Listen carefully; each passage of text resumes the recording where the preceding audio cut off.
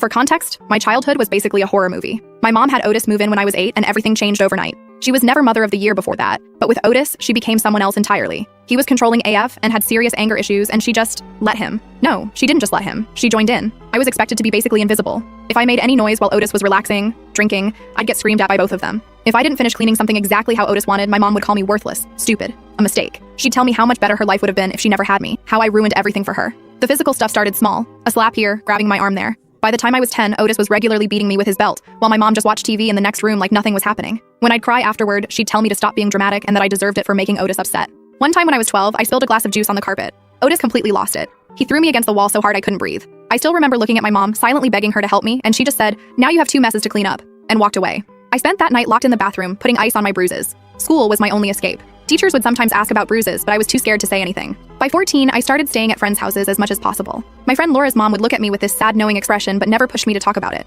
When I was 16, Otis broke my wrist. I told the ER doctor I fell off my bike. My mom stood right there nodding along. I'll never forget how she squeezed my shoulder in the car ride home, a warning to keep my mouth shut. That night, I heard them fighting about hospital bills for that ungrateful brat. I started planning my escape then. I got a job at a local diner, saved every penny in a bank account my mom didn't know about. On my 16th birthday, my mom actually seemed almost normal, got me a cake, even hugged me. Later that night, she came into my room drunk, told me the only reason she didn't abort me was because she was too far along when she found out she was pregnant. Said keeping me was the biggest mistake of her life. When I graduated high school at 17, I was just waiting for the right moment. It came a few months later when they went on a bender that lasted days. I grabbed what I could carry and went to Barbara's place. She was a waitress at the diner who'd basically taken me under her wing. She let me crash on her couch while I found my own place. My mom called exactly once 2 days later, screaming that I stole money from her. I didn't. Then nothing for 5 years. Nothing. I blocked her number, moved apartments twice, completely started over. I met Larry 3 years ago. He's everything opposite of what I grew up with. Gentle, patient, kind.